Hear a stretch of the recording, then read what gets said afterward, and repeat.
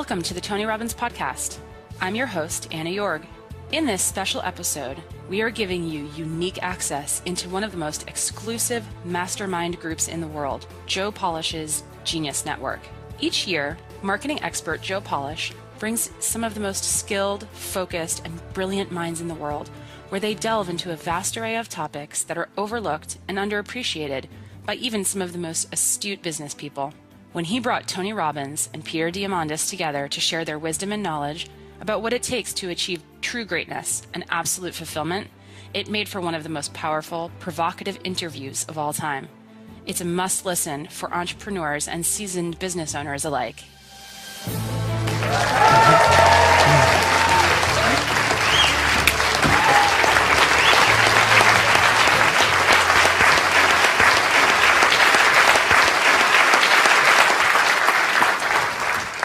Well, there's a lot of things I'm involved with. I'm very passionate about feeding people. I think you know my story. When I was 11 years old, we had no money, no food, and so a gentleman came and fed my family, and he was just a delivery boy, but it changed my life because it made me believe strangers care. And my father didn't respond very well to the situation. He was very angry, and he left our family shortly thereafter. But for me, it left an indelible mark that people really care. If strangers care about my family, I care about them, and it made me want to do something. So I promised that myself, somehow I do well enough to feed other people. So I was 17, I fed 2 families, and then 4, and then 8, and then 100,000, and then 1 million. And the last 7 years, we've been feeding 2 million through the foundation, and I've matched it with 2 million, so 4 million a year. So I fed 42 million people in my life, and then I started working on this book 4 years ago. Thank you. But I started working on this book, and I interviewed 50 of the smartest financial people on the planet. People like John Paulson hadn't done an interview in 10 years, and I got one of the first ones with him, and Ray Dalio and people like that. And these are all people not from the Lucky Sperm Club. These are people that did it on their own. They built it from scratch. No one gave them a break. And I'm getting all these insights, and I'm watching Congress pass these laws where they change the budget and they cut food stamps, and I don't call it food stamps anymore, but that's basically what it is, by $8.2 billion. Which basically means every person who needs food in this country, who's not in the position anybody in this room's in, has to go without food 1 week a month for 12 months out of the year unless the private sector picks it up, which is their hope. And most of the private sector is really stressed. So I went to Feeding America and I said, what if I gave you all the profits of this book, all the money I'm getting, all the money I'll ever get, how many people could I feed? And they said 10 million people. And I said, I'm in. And then I got more excited and I added a bunch of money to it. So I added it to 50 million people. And then I said, I'll do matching funds to 100 million, which would be a cool place to go. Awesome. Thank you. Awesome. So let me focus in on 3 things. One is the X Prize. And Tony has been extraordinarily generous as a philanthropist. And a number of you in the room here who are members of our Innovation Board, thank you. For those of you who are part of that, some of our trustees in the room here. And the story there, again, I think you guys all know this, is my 9-year-old dream in myself was wanting to go into space and giving up on NASA being the way I was going to get to go there. And saying there's got to be some way, somewhere, somebody can build a spaceship that I can go on too. And organized a $10 million prize, and as my dear friend Dan Sullivan says, I didn't have the $10 million at the time, but had every faith that I would. It just took me 6 years to find it. And that $10 million prize launched a private spaceflight industry that Richard Branson is now commercializing, a number of other teams are doing. But on the heels of that, we said this idea of asking the world, what do you want to solve? What is a problem that should be solved, that you think, it's a sin that it's not solved yet? And realizing that there is so much brilliance around the world, that a kid today has more power than the President of the United States did 20 years ago in terms of the computational power or the knowledge they have, and that it used to be only the kings and queens that could solve things in the past, and now it's any of us can solve something. And what we do is we work with the top philanthropists and corporations, in some cases governments, and put up these large prizes, $1 million or a few $1 million actually. Christian Cottacini, who runs HeroX, a spin-out, does the smaller prizes. We were doing these $10 million, $20, $30 million prizes and saying, I don't care where you went to school, whatever you've done before, you solve this and you win. I'll just mention one that we did together. It was Tony Robbins, the DeVos family, and Elon Musk that funded a global learning X Prize. 250 million kids around the world, nearly 700 million women around the world can't read, write, or do arithmetic. And we put up a prize that said if you can build an app that can take a child where there's nothing, no schools, no adults, nothing, and take that child from illiteracy to basic reading, writing, and numeracy in 18 months, you win. 600 teams entered that competition. We're down to 200 delivering software. They'll be in Tanzania in about 14 months.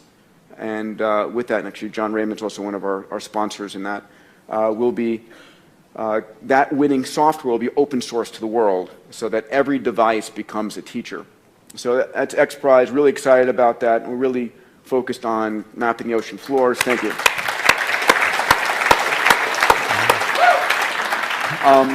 With my dear friend Eric Anderson in the back here, co-founded Planetary Resources. And the concept here is that we think of things as scarce on Earth. And certain things are the beautiful lands that we have, and we shouldn't rape and pillage them. But we live in a solar system filled with resources. And the concept here of Planetary Resources is we are using the most advanced technology, 3D printed spacecraft, AI on board, sensors that have never flown in orbit before, to go out to prospect near-Earth asteroids, which are rich in fuels, platinum group metals, construction materials. And those same spacecraft, when pointed down towards the Earth, we've just discovered, and we're really excited about this, can actually map and predict the yield of every acre of cropland on planet Earth and really help us feed the planet much more efficiently. So we just launched our first spacecraft. Next one goes up in the first quarter. The last one, which is sort of like, I think relevant to all of us, is the idea that we can all live 30 or 40 more healthy years in our life. And to Dan's point earlier about living to 95, but not 95, living to 195, whatever it might be, we're at a moment in time where we have to realize the software that runs our body, our genome, what happens to you isn't happenstance. It isn't like, oh my God, I happen to come down with that. Your destiny is in your genes. It's also in the environment, all these kinds of things, but, and this is Tony's one of our investors. We created a company called Human Longevity. Craig Venter, who sequenced the first human genome, and Bob Hurry and I founded it together, and it's built the world's largest genome sequencing facility on the planet. We've sequenced more human genomes than the rest of the world combined. And not just the genome, your microbiome, a full body MRI, 2,300 chemicals in your bloodstream, the most massive data set about you. We mine that data to actually help you understand what is going on. It's the most complete information data set in the world. And we've also, just a few of you in the audience here I know are benefiting from this in our health nucleus. We're now actually sequencing cancers to help you know what drug specifically works for you in your cancer, not just for everybody who happens to have that generic cancer. So that's a big one. I think that's something that's going to impact all of us, is making 100 years old and you 60, right? You'll get younger. That's it. Awesome. What are the biggest trade-offs that both of you consider maybe negative in order to do what it is you do? Because you're both, incredibly driven, what I would consider insane schedules, but at the same time you're making massive contributions to humanity. So what are the trade-offs that you would consider, like, we work our asses off, we do a lot of stuff, but this is what we had to sacrifice in order to do it? If you think of it that way. I think if you think of it as a sacrifice, then you're going to build frustration or resentment. I really don't. If you think it's a sacrifice, you shouldn't do it. I think the challenge is that most people have this illusion about life-work balance. And I think that's if you're going to accomplish anything, it's what people are laughing because right? What's true is life-work integration. So I was just in 7 countries, 21 days, but who's with me is my family, who's with me is my friends, and I've done well enough to have a plane and bedrooms and all that kind of cool stuff makes it. But when I didn't, we huffed it together. And in the beginning days, it was coach and dragging ourselves around. But I thought it was great for my kids to have schooling, but I thought an education was more valuable, and traveling the earth was a part of that. But we're in the middle of this crazy schedule, but it's not work, it's a mission. When it's work, it's that. I always ask people, I said, how would you describe what you do? And people, I say, is it work, is it career, or is it mission? And most people, of course, say it's work, and that's exactly what it is. It's heavy. If it's your career, it gives you something more. If it's your mission, it doesn't wear you out. It brings energy to you. It's fulfilling. And if you can tie your mission in with the people that you love, it's pretty cool. There's some people in this room that are my friends. I see Dean here in the front row here, and it's like we're all on this mission, and we find time to connect and be with each other and have a blast with each other, but we're sharing about things that matter. I'm not a person to go to a party and go in the corner and chit chat. It's like, you want to talk about something deep? Let's rock. You don't? let me go home and be with my family, or, let me go do something fun, something of that nature. If you can combine your mission with your family, combine your mission with some of your friends, then you're going to accomplish 1,000,000 times more. But if you think it's a sacrifice, don't do it, because then all you're doing is you're going to have resentment later on or frustration later on, and then you really aren't contributing, because you're trading off. You're not giving. No. Great. I think I'm a 9-year-old kid. Those of you who know me know I'm a 9-year-old child in my body, pinching myself every day that I get to do. It is extraordinary. I would not want to be doing anything else. I mean, there's hard work, and it's like I'm pushing myself more than anybody else, but I love it. I cannot imagine doing anything else. And that's the challenge, right? The question is, a lot of people are doing something to get to something else. And that's just wrong. I agree. And it's a matter of don't do it because your parents told you, because you heard it on an infomercial, because whatever. Do what is your highest calling in life and love it. And so I don't work at all. I really don't work. Dan has told me to get rid of it, and so I get rid of it. Well, this room is filled with some very high achievers. And obviously what I wanted to derive from you guys is just some insights, some how-tos, some what it is you do to just give them, perspective and stuff. And I carefully chose some questions. And this one is, you're both masters at achieving what most people consider impossible. And I mean, really, like what you guys do, most people consider absolutely impossible. So when something is considered quote unquote impossible, how do you reframe it so it becomes possible in your mind? And how much of that is mindset? Well, I think impossible is not a fact, it's an opinion. When someone tells me it's impossible, I always just look at them. Anybody around me knows that they can't do that. So that's part of it. But if they didn't know me, it's your opinion. And they'll say, no, science shows. And I say, yeah, and how many times has science showed something's impossible? Now science shows it's possible. Things are impossible until somebody does it. And so I find that, most of you are business people. You look at businesses and what does it take to make a business grow? It's not impossible to make a business grow. A business has been shrinking for a long time, or it's been stuck. The real problem is always, the chokehold is always the psychology and the skills of the leader. Always. And 80% of that is psychology and 20% is the mechanics. Like if you don't know how to read your financials and you're trying to fly the plane of your company, I mean, come on. If all you do is go down and you look at profit and loss and you see what it is and you have a beer, either way, you either celebrate or you get depressed, something, you're going to be in trouble, right? But if you have the skill sets, that's one thing. But you can get any skill set if you have the psychology. And any time a business is not growing, it is not because it's impossible. It's because they aren't innovating, and they're not innovating because they're believing it's impossible. I mean, if we all know what does it take to transform, and I always tell people it takes 3 things to create a breakthrough in anything, in your personal life, in your business, anywhere. You need a strategy. But that's not the first place you should look, and it's the first place all of us look. Me too. It's our inherent thing. You want to lose weight? Well, how do I do it? I want to grow my business. How do I do it? It's instinctive. We've been trained to think that way. But the problem is the how-to is usually not that complex. I mean, come on. 70% of America is 75% of America now is overweight. Is that because it's so complex how to be fit and strong? Right? Only the 1% know the answers. They hide it from you. You have to work your ass off to not hear what it takes, right? And so I remember I went to a TED Med Center, and I watched about 12 doctors, one after another, get up and do these stories about how we could just get patients to take their medications and try to figure out the whole thing. And I was just looking and going, you're all talking about strategy and you've forgotten psychology.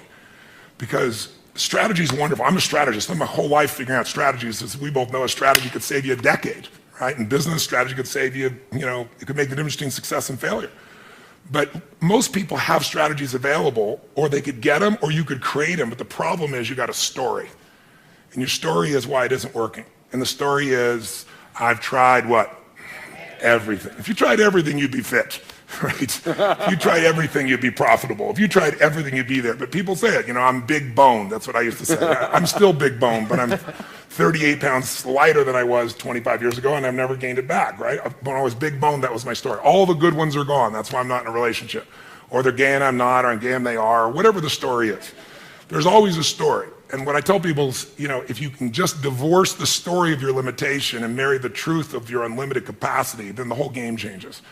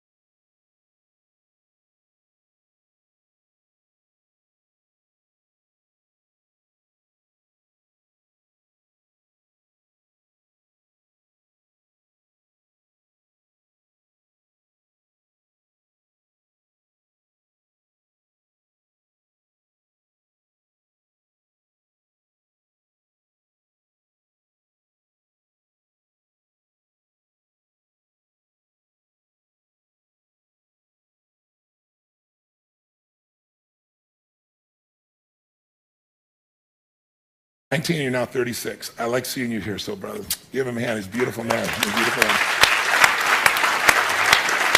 But Sean, what made me think of Sean is Sean lives in a beautiful state. He could be complaining and whining. What does he do? His whole life is not about himself. That's why he's so happy. He doesn't live in himself. He lives outside himself, serving things he loves. He still takes care of himself, and he's funny. He likes to seduce women and things like I can't talk about right now, but... Oh, you're married now? Okay, well, good. I'm glad to hear it's about frickin' time, all right, Sean?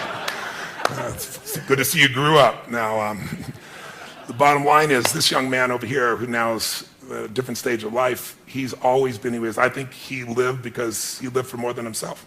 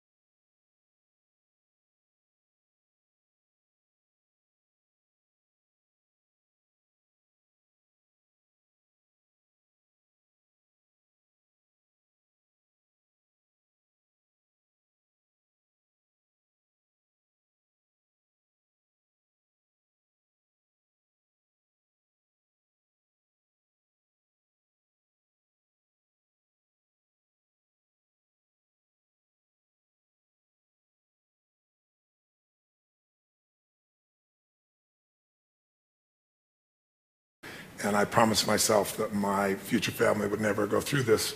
And so I decided I hated suffering because I experienced it and I wanted to end it. So I read 700 books in the area of human development, psychology, and physiology when I was still 17, 18, 19 to 21, 22 years old. I was saying I was going to read a book a day. I didn't do that, but I was still immersed. I went to every event. I listened to everything. I got immersed. But when it comes to people, I've been doing this for, 38 years, and I've been with 50 million people, so, and 100 countries. So there's nothing I haven't seen at this point when somebody stands up. So it's beautiful. It happens different every time. It comes through me. And I really believe in grace. I really believe it's there. But I prepare at a level that most people never dream of. And I also know that there's, whatever human beings feel, we are not our feelings. We are not our patterns. Those are things we might identify with, but we're not that. And so when I see a pattern and it doesn't work, I don't think the person's broken. I don't think anybody's broken. I'm not here to fix people. But I am here to break up the patterns that don't work. And I've never lost to suicide, knock on wood, and thousands for 38 years, and we follow up 2 years later, 3 years later.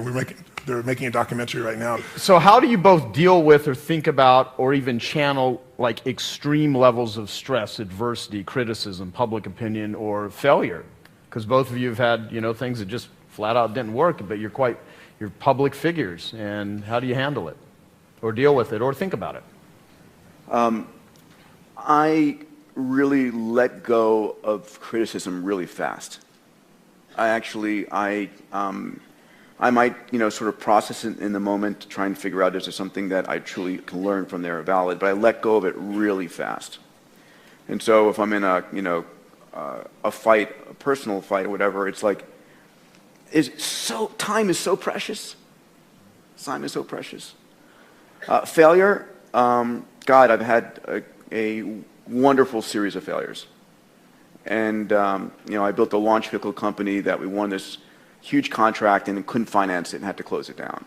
I've built a multitude of companies. Luckily, a third have been great, a third have been okay, and a third have been life lessons. But I have to believe that what I'm doing in my heart of hearts is the right thing to do. And if I'm doing the very best I can, and I believe it is something, because when I take $1 from somebody as a donation or as an investment, and those of you who are in the room here who have supported me or invested in me know that. It's like, it's me. It's like you got my cell phone number and I care and I am so committed to making, to delivering. I will do everything I possibly can. So I need to know that for myself. And I can sleep at night if something fails, but I know I gave it everything I possibly could. And there are also those times where, it's like nosedive.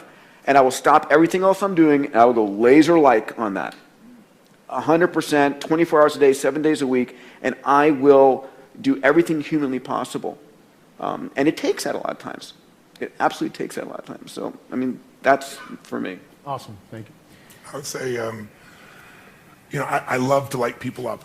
Since I was a little kid, I love to light people up. And so early on, I want to make everybody happy all the time. And then I come in this package, I was 5'1", and then next thing I know, I'm 6'7". I grew 10 inches in a year because I had a tumor in my brain. And I didn't even know it. And I grew, so I'm big, and I'm quiet and unassuming. I have a hard time expressing my true feelings, so it makes it difficult for people to understand what I'm really like. No, I'm fairly loud and intense. And what happened for me in the beginning is I was trying to make everybody happy all the time, and then I just began to realize not everybody wants to be happy. And gradually I began to realize opinions are a dime a dozen, but impact is all that matters to me. So when you've had the impact, and you don't need anybody else to tell you. And you don't need somebody else to acknowledge you, put stars on your chart. When you do what's right, you know it. And no one can take that from you. They can take away anything you have, but they can't take away who you become. And you become something unique when you find a way to grow and you find a way to give. And when you do that consistently, it creates an extraordinary life. So I'd lie to say that I don't want people to hate me or dislike me, but it wouldn't be accurate to say I don't care, but I don't care enough to change what I'm doing. If what I'm doing is valuable. And I think that as far as failure is concerned, oh my God, there's just so many failures, but I just don't hold it that way. And it's not a technique or being positive, it's just being intelligent. Failure is education if you use it. If you learn something, it's not a failure. If you don't learn anything, then it's failure. But if you learn something, how many of you in this room have had something happen in your life that was horrific? You hated it. You'd never want to go through it again. You never want somebody you care about to go through it. But looking back on it 5, 10 years later, you say, I'm so glad I went through that because it made me so much stronger or so much smarter or maybe care so much more. Who can relate? I'm curious, right? So if that's true, then why not adopt the philosophy that life is not happening to me, it's happening for me. And that everything's happening for me, even what I thought was failure. And now my job is to figure out where's the benefit and use it for greater good. So I could probably list unlimited failures, but I would be insincere because I don't really look at them as failure. And that's not because I'm positive, it's just because I work my ass off to figure out what can I learn from that, how can I use that. And I'd like to make people happy, but I've also learned in business, like I fire customers. I don't need them. It's a privilege to do business with us because we will more than deliver times 10. And so I teach my team, and it's so rare we have to do it anymore. But you fire a customer and you say, listen, we're not going to be able to meet your needs clearly because are there people out there that no matter what you do, they're going to be unhappy, yes or no? But why are you doing business with them and taking the life energy of your organization from it? I get rid of them so fast, and then they always want back in. And I never let them back, never. And then when they become a public hanging and other people go, well, this is how you play here. Because in the world of the internet, we've lost any form of kindness. People say things that are the most harsh, horrific thing, and the stuff people write. And all it is people who feel insignificant, who would never have the guts to say something to your face, but we've created an environment where it's tolerated. And so I think reversing that, it's really important. You have to define your environment, your business, your world, your family, because we all get what we tolerate. I won't tolerate it.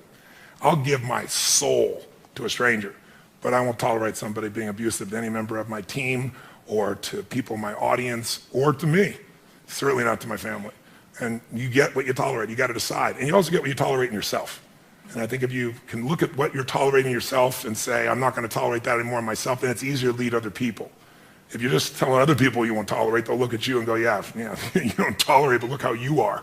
And you don't have to be perfect, but people see how, you don't have to know who I am. You don't have to watch my lips move. You can see how my feet have moved for 38 years. That's Tony Robbins, right? That's probably the best signature you can give. That's the brand that you put out there.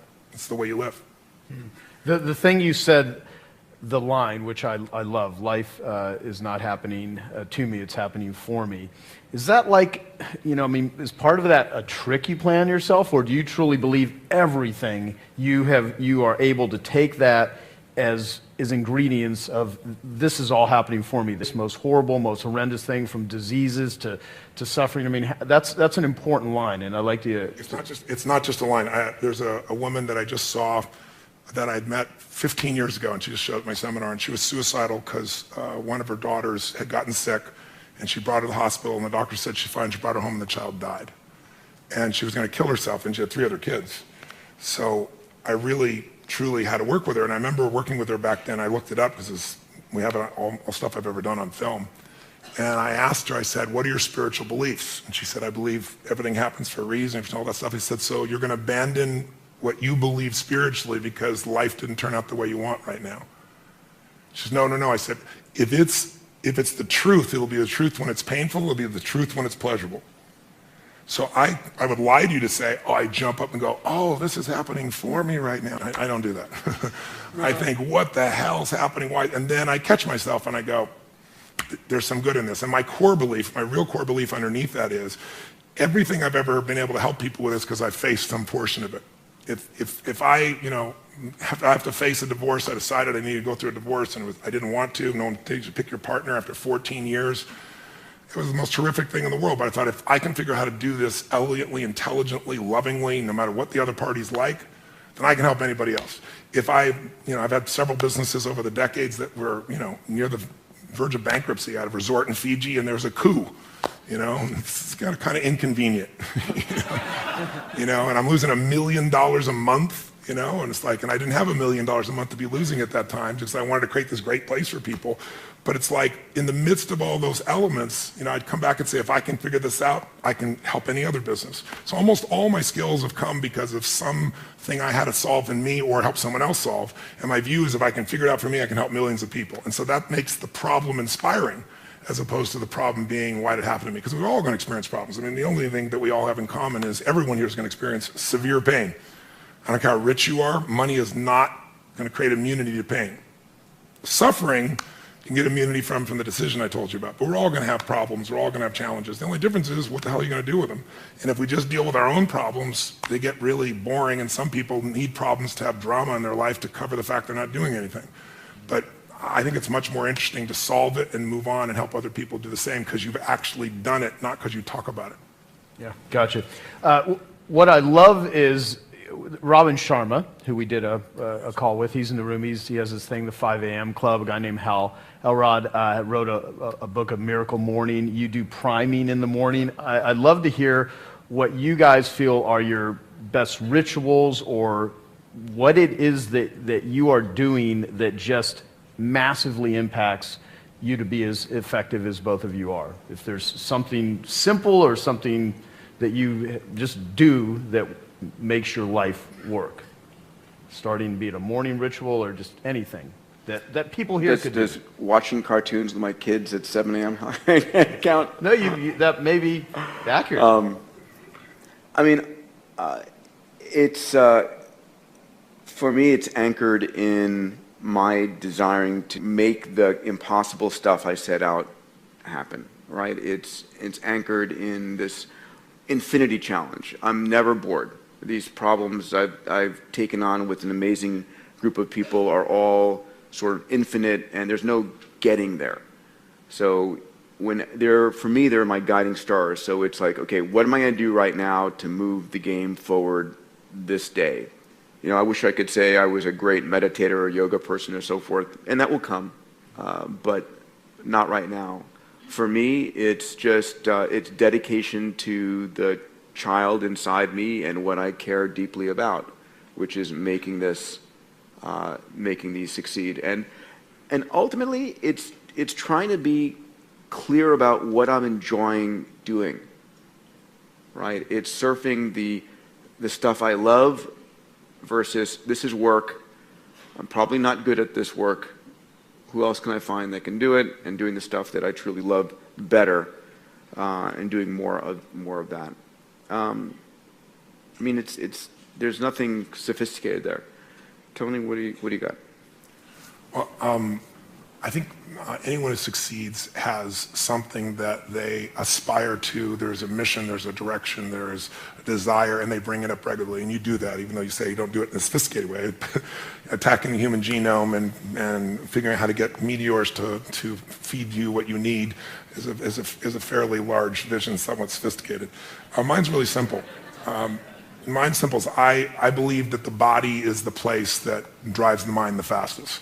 You can go inside your head all day long trying to resolve things and make excuses or freak out, but I learned early on in my life that in order to make myself do things, I had to trigger this body to feel strength and to know that when I say something, I mean it.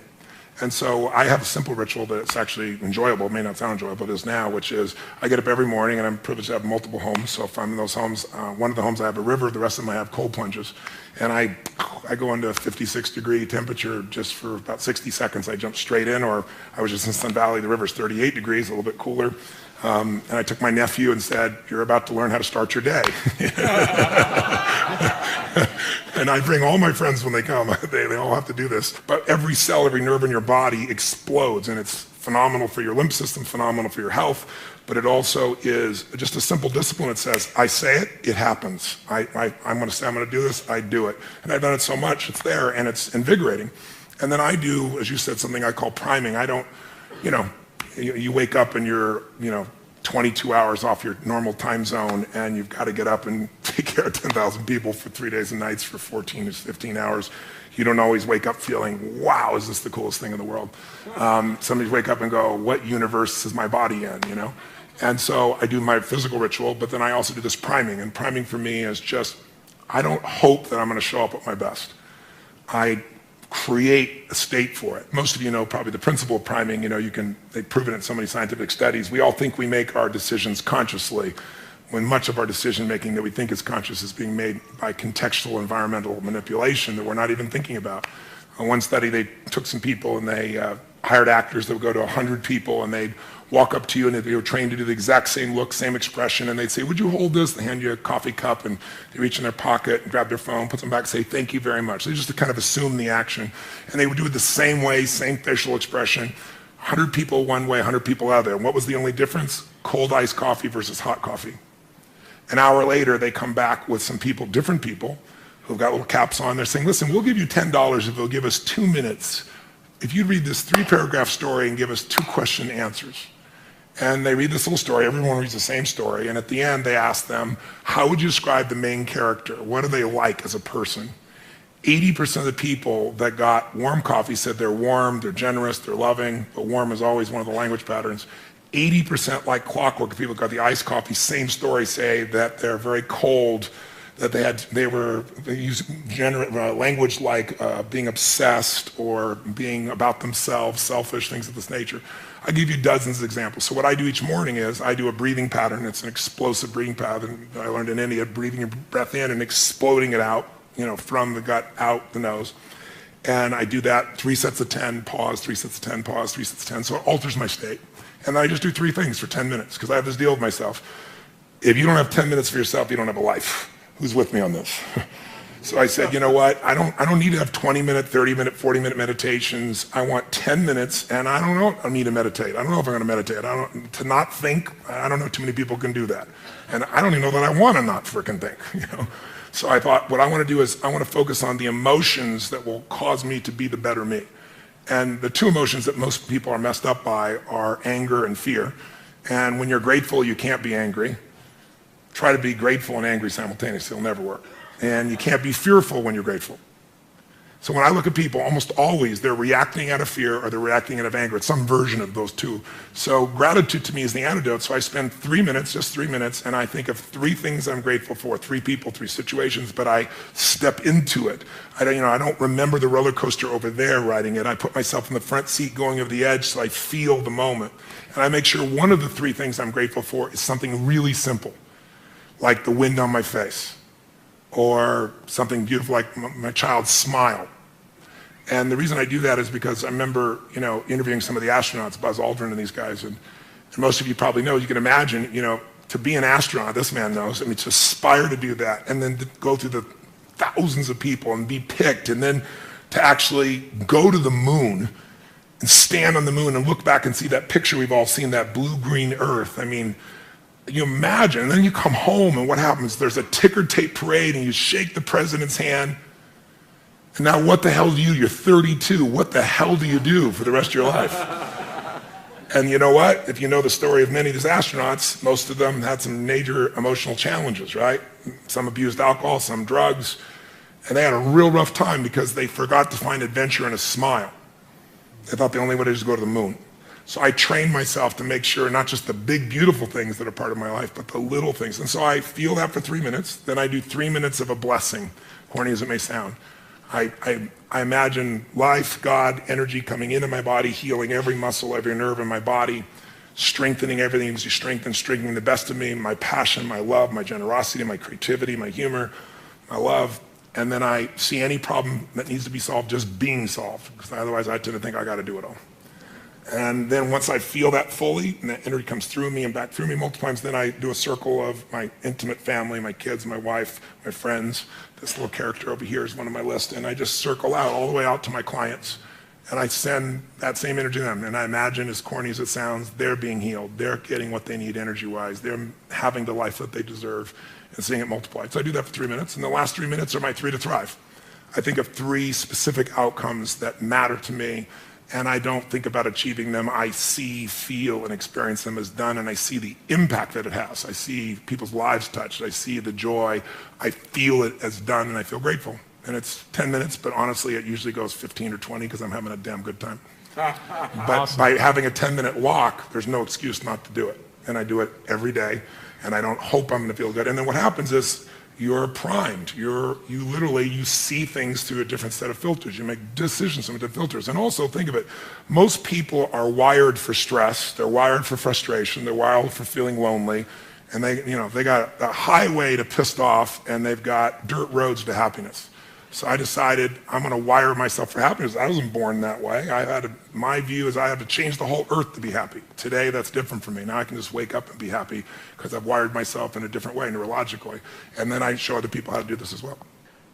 You guys are awesome. I really, really appreciate you both coming to this and taking it. Thank you so much. Thank you.